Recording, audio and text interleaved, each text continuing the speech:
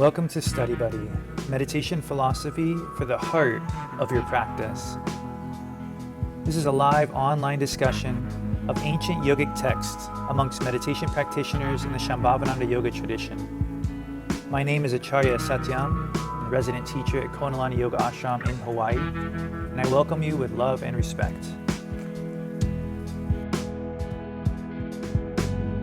Well, we are going to continue with the preface to the Vijnana Bhairava, which has proved to be its own text within itself. Each verse has stood alone almost as like a sutra, and has provided us with just weeks and weeks of like fodder for practice and discussion.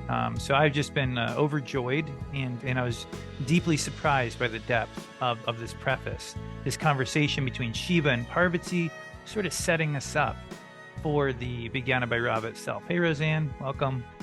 And so where we left off was verse 15, and in which Shiva was describing the importance of realizing that the state, or rather that the sort of the goal of our practice is not a thought or a technique or a description or a philosophy, but it's a state of being, and how important that is for us. And as we continue tonight, you've already read this question.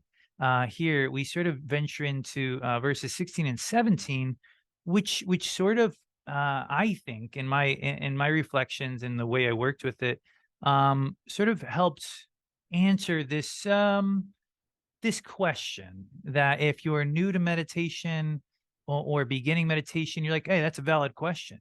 But if you've been meditating for a while, it's not even really a question anymore, you know. But nonetheless, definitely worth consideration.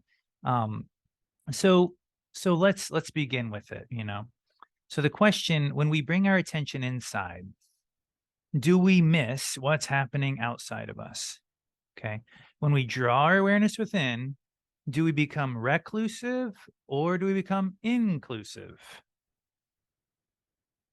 Now, again, from the perspective of someone who's been meditating for a while, you've been meditating because you believe the answer to be, you know, inclusive.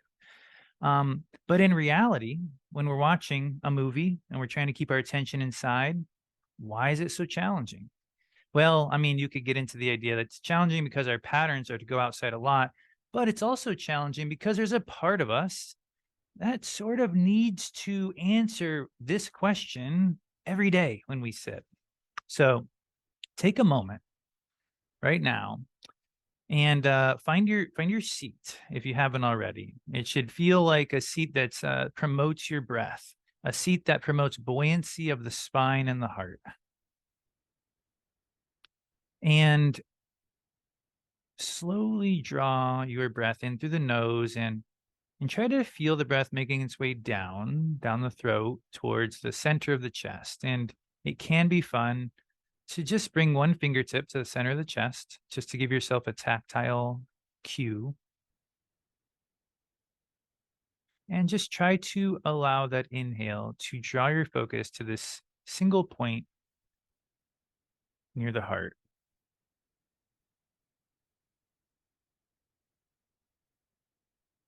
Essentially, right now, you are drawing your awareness inside.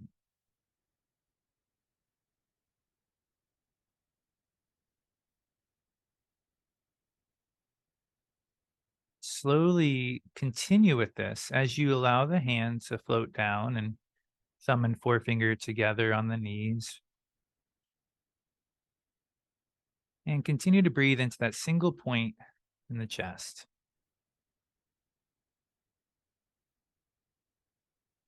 And as we've been doing with Babaji over the last year, pretty steadily, each inhale draws your attention into that point.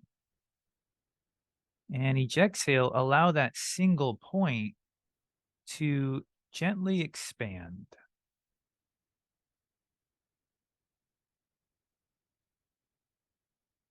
One breath at a time. Inhale draws your attention towards the heart. And the exhale simply allows that space to expand.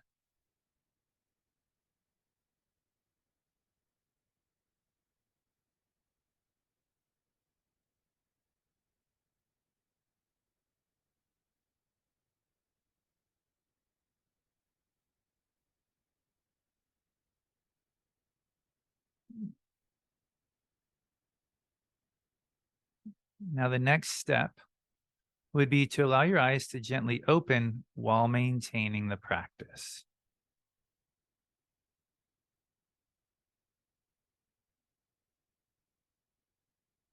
It's a little harder, there's no doubt, but see if you can feel that point, the center of the chest.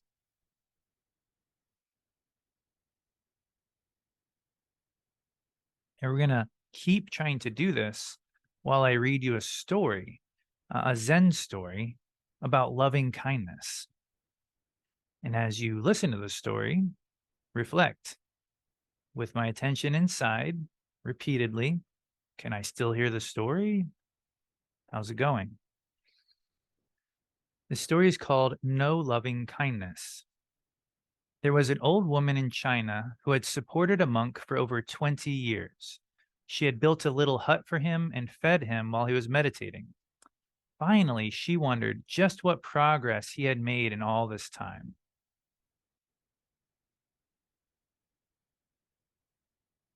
I'm trying to do the practice too. To find out, she obtained the help of a girl rich in desire. Go and embrace him, the old woman told her, and then ask him suddenly, "What now?" The girl called upon the monk and without much ado caressed him, asking him what he was going to do about it. The monk said, "An old tree grows on a cold rock in winter," replied the monk somewhat poetically. "Nowhere is there any warmth." The girl returned and related what he had said. "To think I fed that fellow for 20 years," exclaimed the old woman in anger. "He showed no consideration for your need, no disposition to explain your condition. He need not have responded to passion, but at least he should have evidenced some compassion." She at once went to the hut of the monk and burned it down.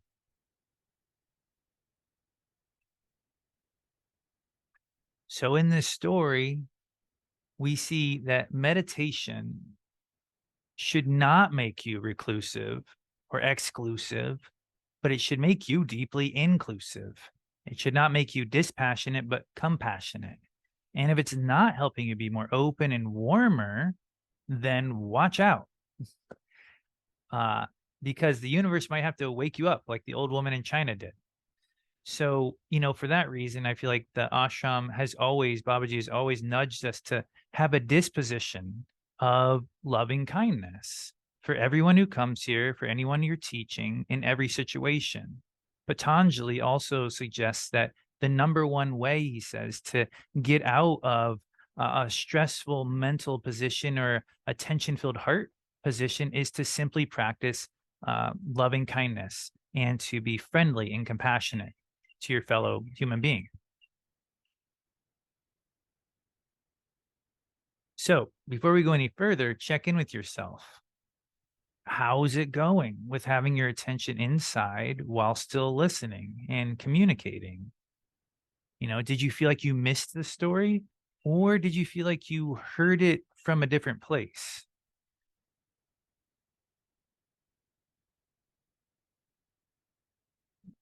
In fact, I actually want to take a minute and a half to just write your personal reflections on that experience before we go on too much further. Just take a moment. We had a nice little moment. You had a story. So you sort of had something you knew was happening. What was your experience? Just take a minute and a half to free write your thoughts. No editing, just writing.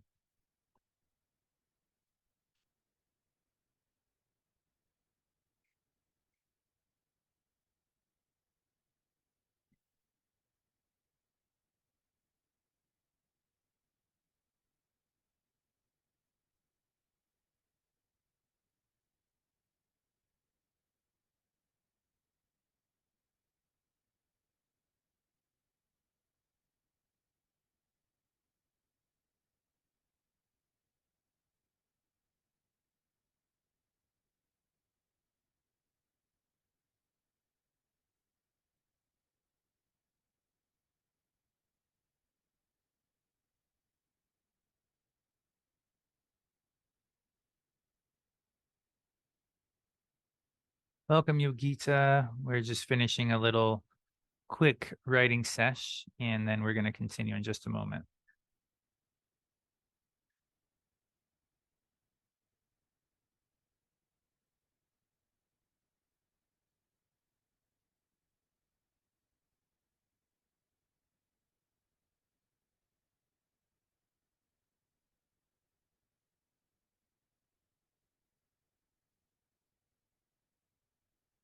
And just wrapping up your thoughts.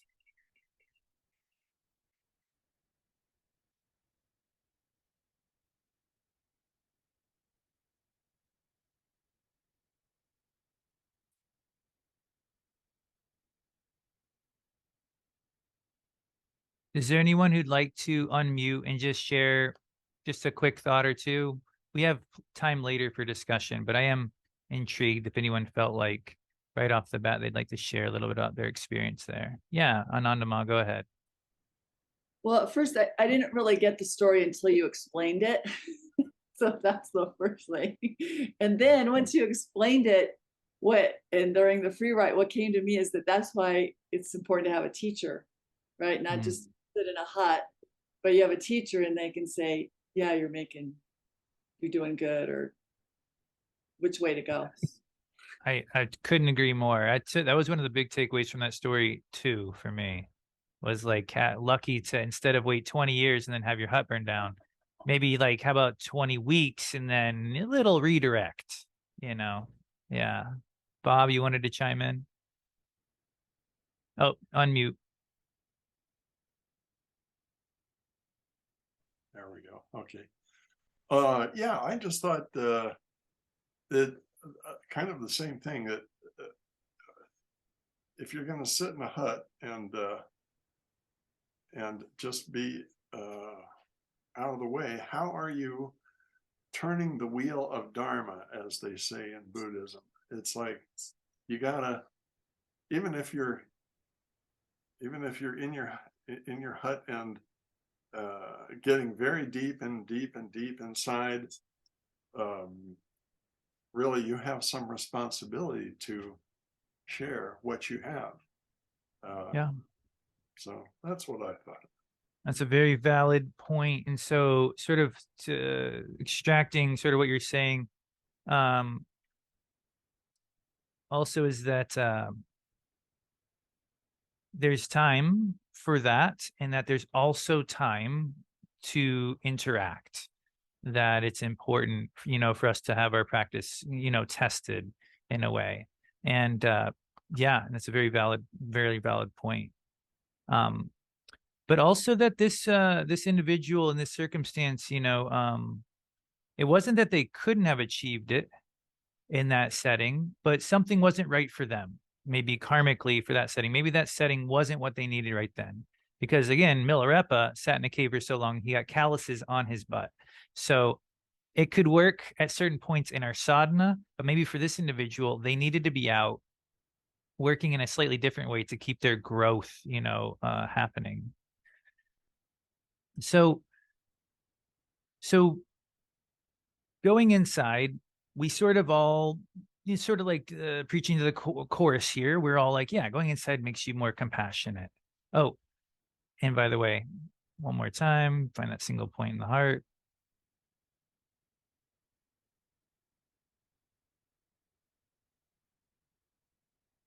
We define the Shambhavi Mudra as the ability to keep your attention inside while you communicate and navigate your life outside.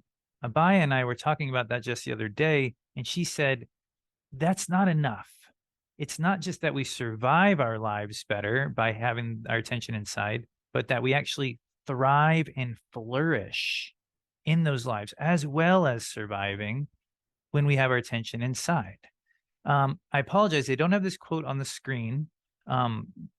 Just for anybody who's like more of a visual learner, though, I'm just going to drop it in the chat box. Sort of a little bit of a miss. I just missed the slide there. Where Babaji says, a truly spiritual person is loving and compassionate and can function very well in just about any situation. People who have those qualities don't need anything special to find happiness. They have found it in themselves, and they share it freely and gladly with anyone who comes around. So going inside should not only make us more functional, but also more compassionate and more joyful. And as we know, if it's not, then we should be checking in with our teacher. That's the beauty of it. Tonight's sutra or segments of the Vijnana Bhairava that we're going to look at, I feel sort of reiterate this theme, comment on it, and maybe you'll feel the same. But nonetheless, we're going to look directly at the text. We'll read it aloud together, have some time for interpretation and discussion. All right. So let's look at our first verse here. This is sort of where we left off last week or last class. Tejavan, would you mind unmuting and reading this one for us? Oh, let me make sure this is sorry. Okay. Okay, this is actually verse 16. I apologize. I think I got a little hurried on the slides. Verse 16. Can you hear me? Yeah. That should, in verity, be known as Bhairava's essential nature, immaculate, Vimalam, and inclusive of the entire universe, Visparanam. Thanks, Tejavan. So Shiva is telling Parvati, we should really keep in mind that the essential nature of our true nature has two qualities. It's immaculate and it's inclusive of the entire universe. Immaculate and inclusive. Anju, could you read, this is Jayadeva Singh's commentary on that word immaculate. Sure. So Shemaraja says in his commentary that Bhairava's essential nature has been characterized as Vimala, immaculate, because though it manifests the universe on its own screen, it is not veiled by it. Thanks. So even though Shiva or, Bhairava goes, creates this entire universe of differentiation, a universe that appears to be infinitely different parts, that the essential nature of Bhairava of unity is not lost in that difference. Essentially, Shiva is fully aware of their own true nature in all of its different forms. It is not, there's no veil there. And then the other word, inclusive, I'm going to go back, is pretty obvious that this essential nature is both sort of without difference and inclusive. Because as you'll remember, where we left off was that the essential nature of Shiva was described as the bliss of non-difference, meaning there's no difference, no feeling of difference. Right.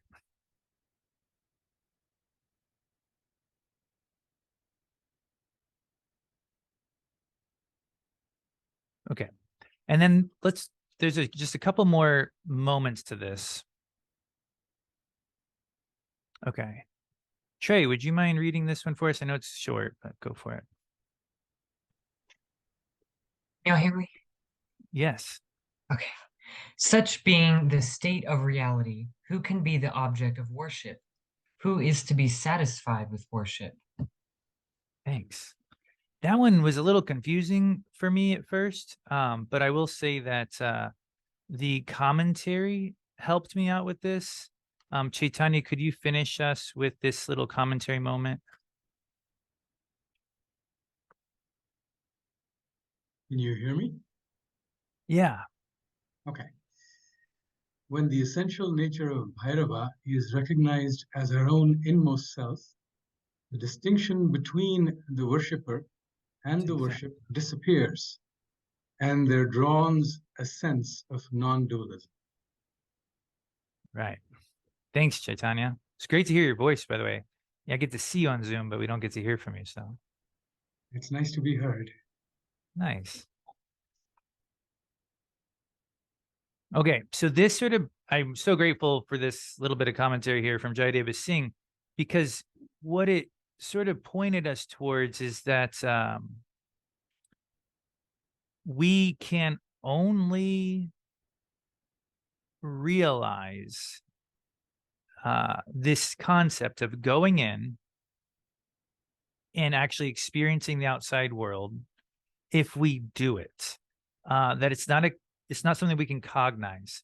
When the essential nature, when this reality is recognized as our inmost self, when we recognize this within our own practice, at that moment, the distinction between Shiva or Bhairava being an object of worship, right, or everything is Shiva, that concept finally becomes clear. And he says, there's dawning, I love that, dawning, a sense of non-dualism, dawning.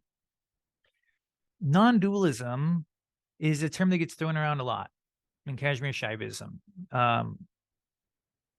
And I think on paper, I'd be like, oh, I can probably explain it. The idea being like, oh, dualism is the idea that ultimately when you break reality all the way down to its most essential parts, there's still going to be two things. There's going to be an inside and an outside. Or another way of saying it, there's going to be God and there's going to be everything else. That there's always this sort of fundamental distinction at this really atomic level, no matter how far down you go.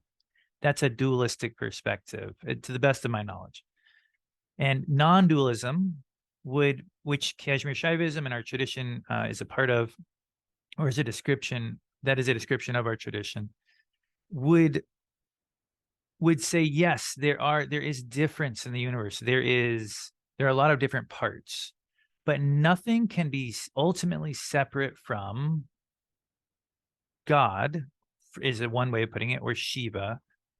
Nothing can be truly separate from that.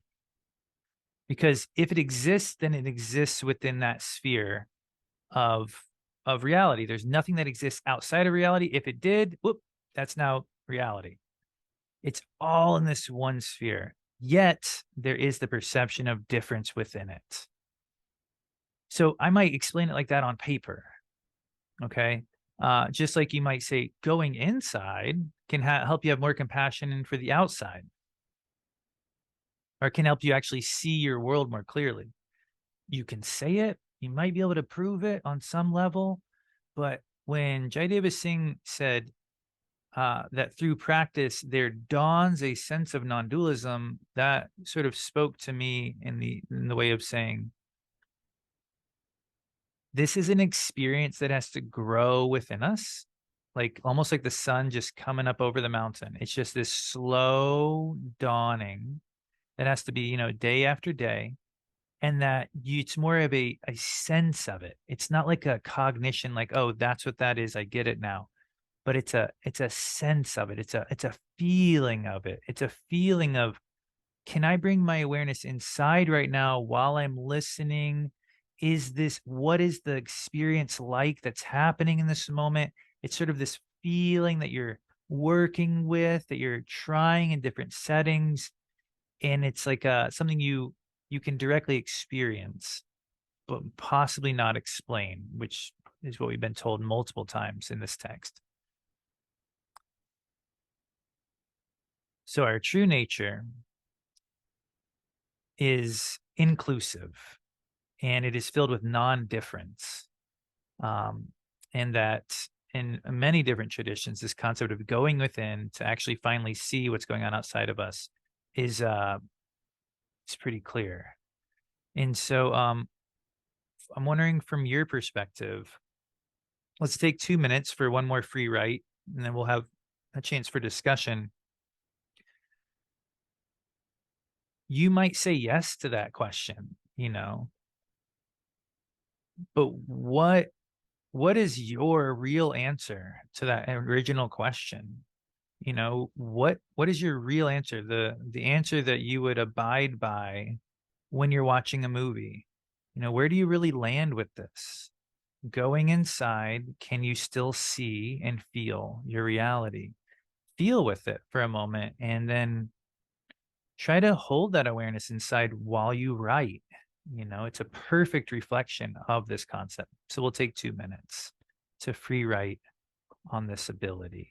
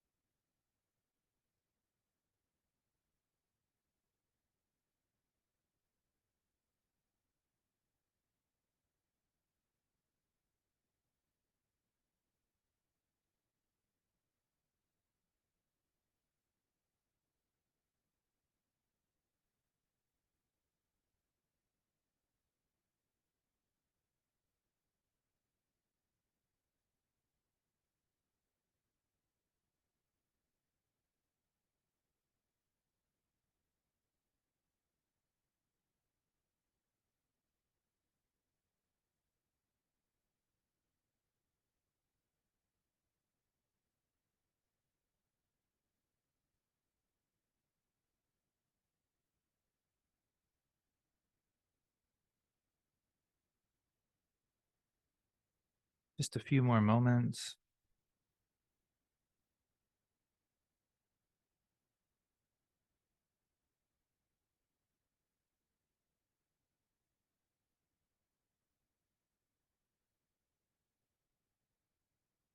Wrapping up your thoughts.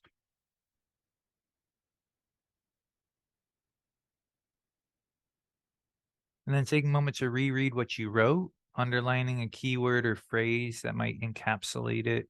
We'll drop that in the chat box, and then we'll discuss.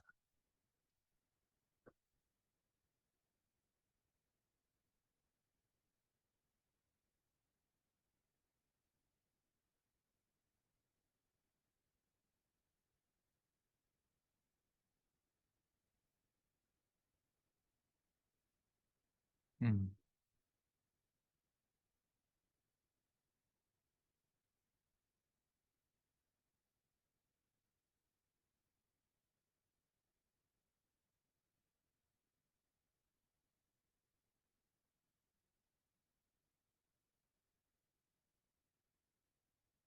It takes time to enjoy the dawn. The more dawns you enjoy, the more enjoyable they become.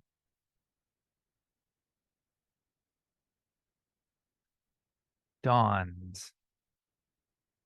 Moments, music, whispers, water. Sometimes I don't want to disturb my awareness, even though that is how it can grow. Good point. Sharper focus. Who would have thought? Right? Try more often, even if can't tell it.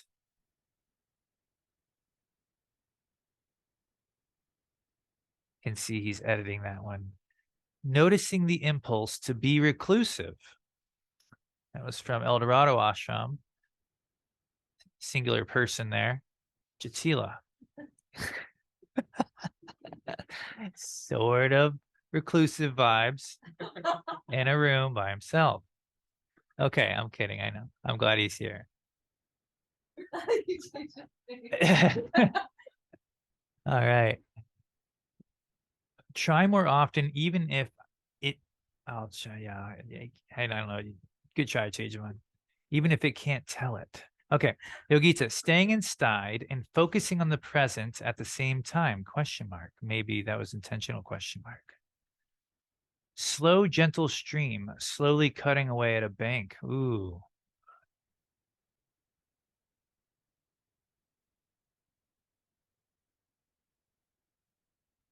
All right, Anju, I'd love to hear more.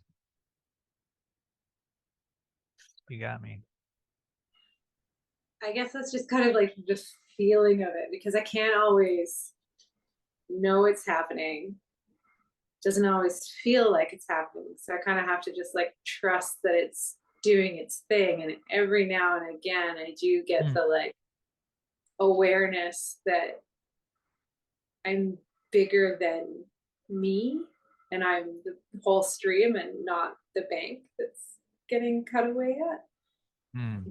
So I have to sort of just have a lot of faith that I'm getting there. And I can tell sometimes when I've achieved it because I act differently or like the world operates differently for me, but I can't make it happen. I can't be like, oh, I really liked when that happened for me yesterday. I'm going to do it again. I have to just sort of like allow it to happen when I'm ready and really in that space. So it's, I don't know. It's, yeah. Yeah, no, I think you really point to a really important aspect of this concept, which is that it happens so gradually that it's almost like a flower growing or, a plant growing. You really can't track it. You can't point to it and be like, oh, I'm doing it and it's working. But that the changes, if you're able to see it at intervals, it's like obvious that something's happening. But that's a really great point. One of the reasons that makes it hard to do is because it might lack that instant, I wouldn't say gratification, but instant just sort of even notification. We're just sort of used to that style of learning, the ding once you like buy something or the ding, just to note when you send an email, just all those things we get sort of conditioned, and then we're trying to do something and there's no, and you're like, did it work? So great point. Yes, Gita.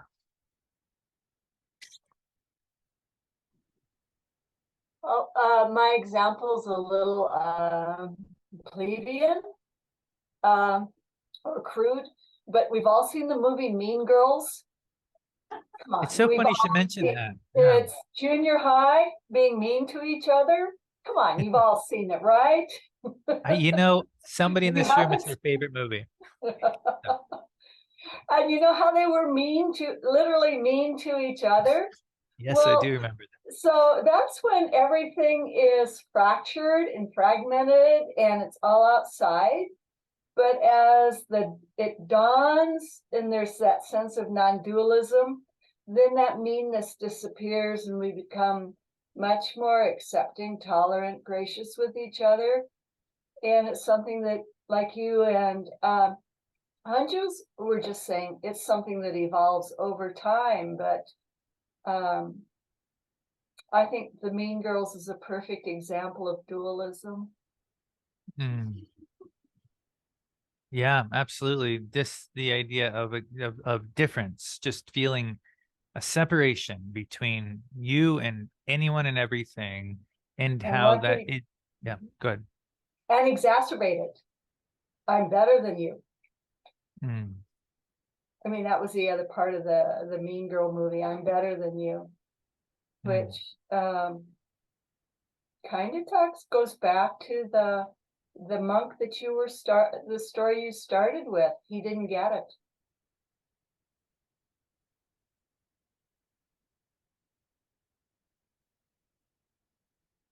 Yeah, it's like feeling difference can sometimes at first feel like, oh, it's the difference between me and that object over there. Difference, not a big deal, but it sort of quietly grows until it becomes like what you just said, like a hierarchy. And there's this sense of like, it doesn't just stay as difference, it becomes something pretty specific, sort of the negative kind of emotions and ways that we might relate to each other, and how the unity does take a practice to experience. Like, it actually takes work, even though it's our true nature. That is another discussion, but we can at least acknowledge for tonight the experience of difference is pretty specific. Excellent. Yes, Anandama. Well, Gita, I didn't see the movie, but I remember junior high, just saying. But it reminded me of when I met Karma at one of the art retreats. And he and I were talking, and he said to me that the way you can tell how evolved spiritually a person is how they treat the most annoying person, the most annoying, poor, dirty person. Okay. And I'll never forget that. I don't remember a whole lot of other conversation I had with him, but that was a statement that I think applies here. As we grow, we don't see what the person's carrying or what they look like, but rather that Shiva consciousness. But right now I need to remind myself that person might have the Shiva consciousness, because I'm not always, I'm not completely evolved yet. I'm just sitting with your comment for a moment.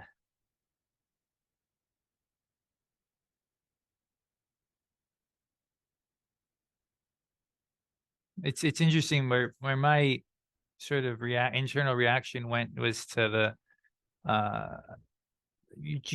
have you heard that satsang from Swami Vijnana where he says, like, we all want to read, or maybe it's from his book, might be the book, we all want to reach out and sort of help everyone around us and be this like angel bestowing boons and helping, but he goes, but like, you're the one who needs help.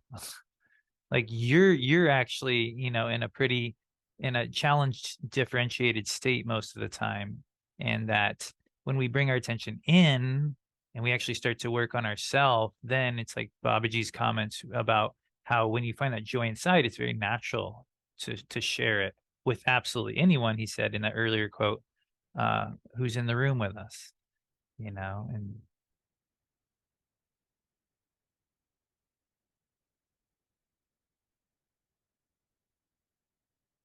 Yogita, I was interested, how do I do this? And I assume you're talking about the practice and not the chat rooms or Zoom. Go for it on unmuting. Okay. What I was trying to say is, how do I stay inside and focus on the present at the same time? Yep. That's what I was trying to say. Yeah. And I was riding my tricycle home tonight, and I was focusing so intently on the ice, and it was getting dark and everything. I was chanting, but I wasn't inside. I was focused on getting where I was going, Yes, yes. Yeah. So It's a good point. It's very valid. I guess you'd be better answering this than I would. How would you describe, your awareness? You say, oh, it wasn't inside, but was it like a grasshopper mind jumping from thought to thought? See, right? So no, yeah. it was focusing intently to stay away from the ice. It's the first time I got on my trike in about 2 weeks because of the ice. Yeah. And it was okay, but I had to really focus to dodge the ice, know. So Yeah, and I think that is sort of what this quote is pointing us towards, where it talks about how it takes time and practice to realize this sense of non-difference, where at first we use these techniques to like focus the mind and get ourselves into the physical present. But then after you repeat a mantra, for example, like say you're not on your tricycle, but let's say you're repeating a mantra with just as much focus as you were tonight. And that would be like on this horizontal physical level where you really are like, I'm not going to lose this mantra. Sort of like Dyalan taught a month and a half ago in his teaching moments presentation about like, don't lose the present. Like whatever you do, like we don't have to do any practice you want, but just don't lose the present. And you're like, okay, that is this really powerful practice. And it sort of brings you to the opportunity to do that and keep doing that, but then to soften while maintaining that degree of focus. Maybe not in the setting where you're literally in physical peril with the ice and the bicycle, etc. But if you got off that bicycle, kept that level of focus, and like just sat down afterwards where you could be, and you had that focus and you just brought that same presence to your heart and your breath, it'd probably be like doors open. It's almost like the pump is primed, it's ready.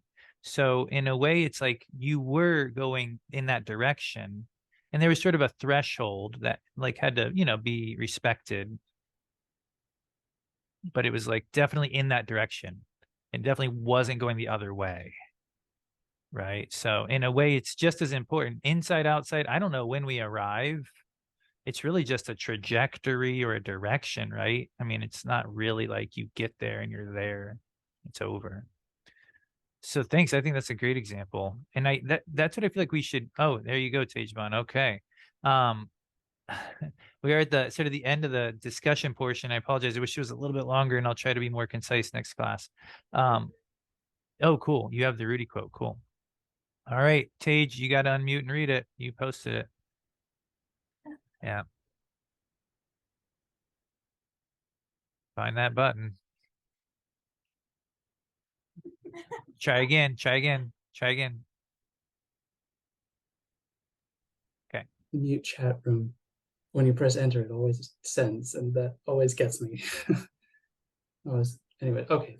Many people wish to see themselves as pink angels with blue wings walking among the unfortunate, spreading light and love. A little slower. Remember, this is Rudy talking. Many people wish to see themselves as pink angels with blue wings walking among the unfortunate. spreading light and love. It is a revelation to find that you are one of the unfortunates. Great effort is needed to produce this insight, making it possible to change your pattern and begin to feel the gratitude within. It is only when you are grateful for saying what you are that you can change. This revelation during the surrender is what shocks you into acceptance of your true situation. Thanks, Sage.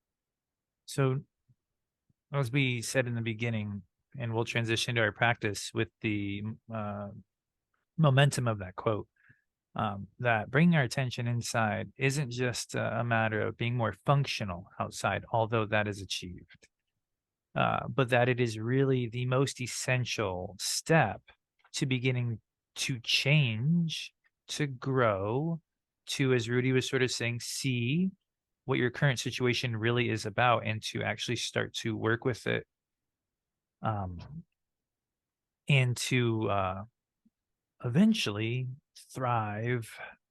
It's the only path to thriving. So feel free to shift in your seat, settle back in.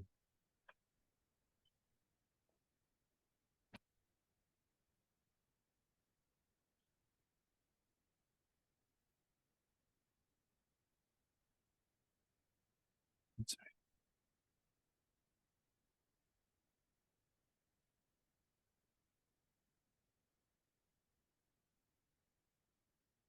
So as we did at the beginning of class, you can bring one fingertip to the center of the chest and just sort of feel that tactile space.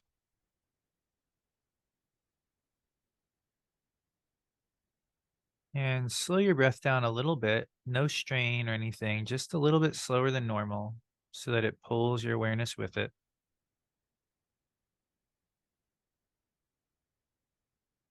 And you can imagine that you are bicycling on icy sidewalks, and that this practice is how you will be safe.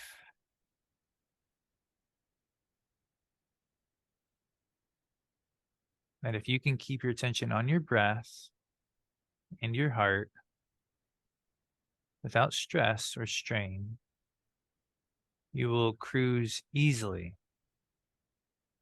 towards your destination.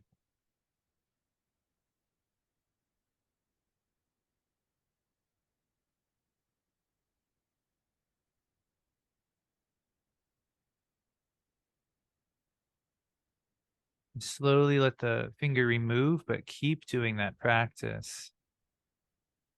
We remove a little bit of the external now. You have a little bit less externally to work with, which should force you to actually feel the inner landscape more fully.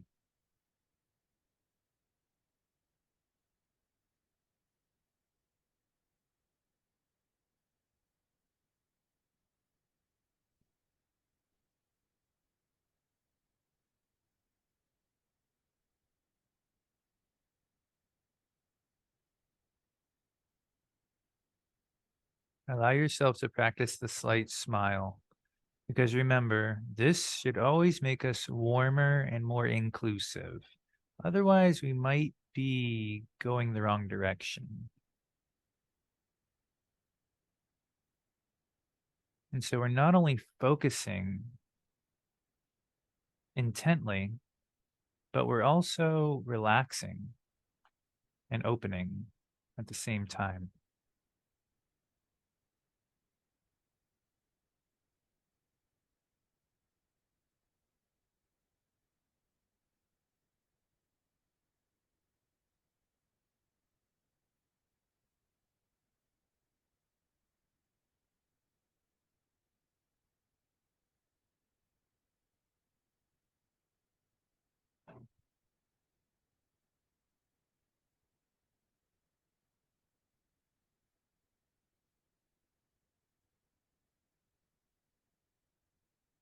Take a moment to feel the room around you, to feel the space that you're in, to feel your body in that space.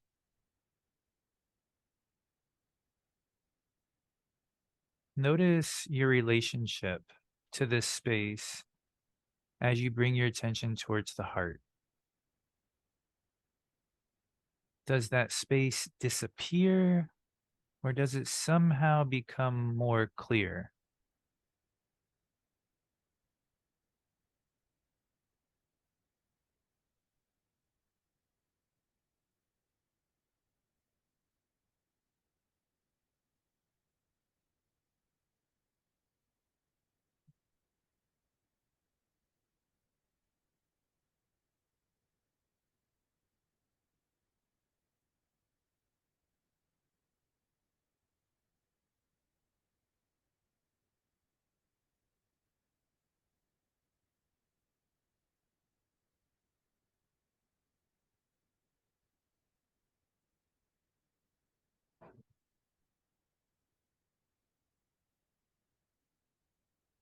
Allow your focus to keep returning to the center of the chest with each inhale.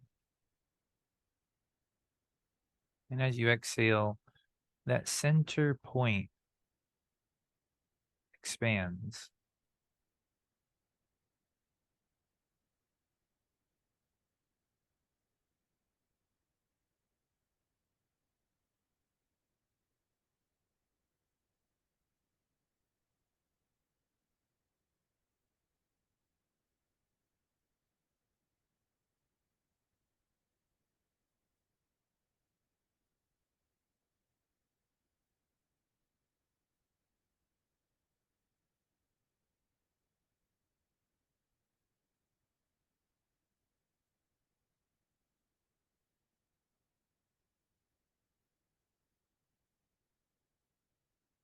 Take your time with the exhale.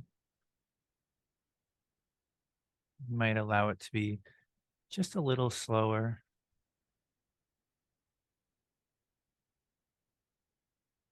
And try to feel that expansion of the heart center in a really natural way.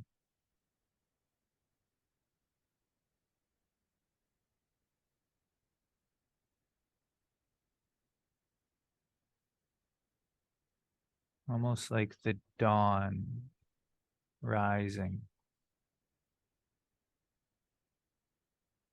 the way light would naturally fill a space.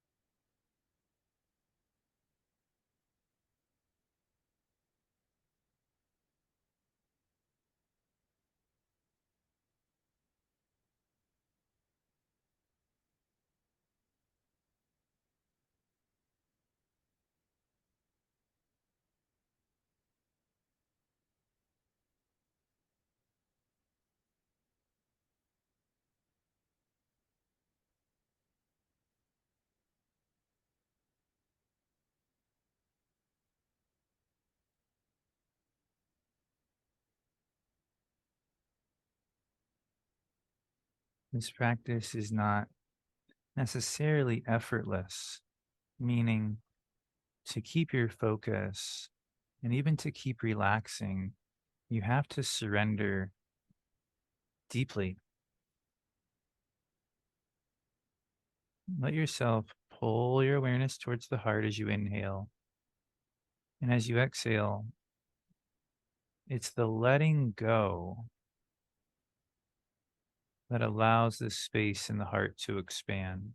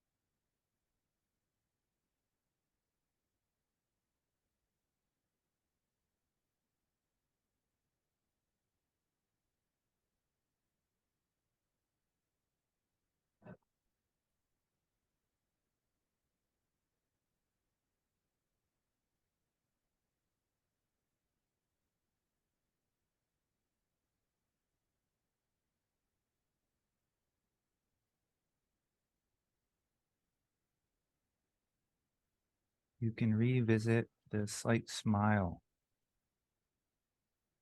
because this practice should make us more inclusive, more warm, more compassionate. It is a impossible cognition.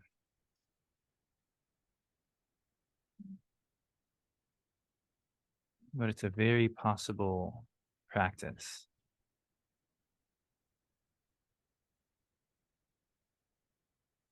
Let yourself feel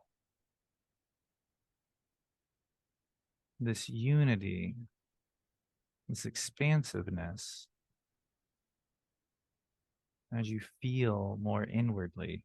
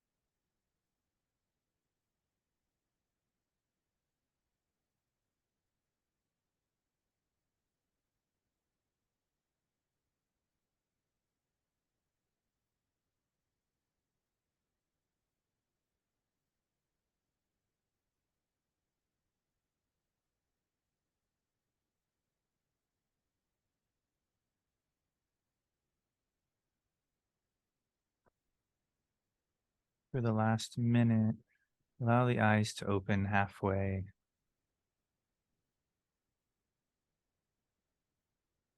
And remember that this practice is meant for the cushion and it's meant for off the cushion.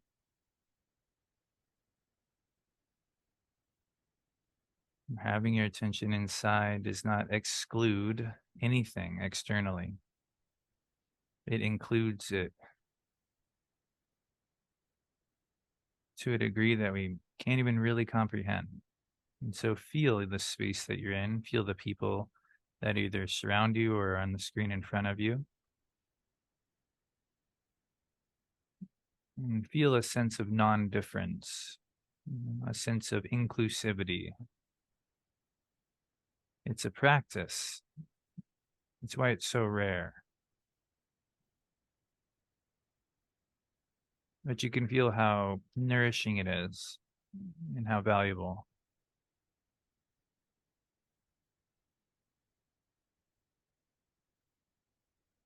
All right, thanks everyone. Namaste. If you don't mind, I just want to remind you of a couple of announcements here. In the beginning of February, we actually have a in-person training. It's one time a year out here for resilience, upper level yoga. Everybody's invited. We've got Med Level 1 starting in February as well. If you'd like to study meditation with us online, we'd love to have you. And a very transformative 200-hour teacher training. Can't really say enough about that. You think you know, but there's more. And another upper level training starting in February, the Dance of Shakti training about creative sequencing. So thanks for hearing me out on those. If any of those caught your interest, let us know. Have a great weekend and see you at Monday night.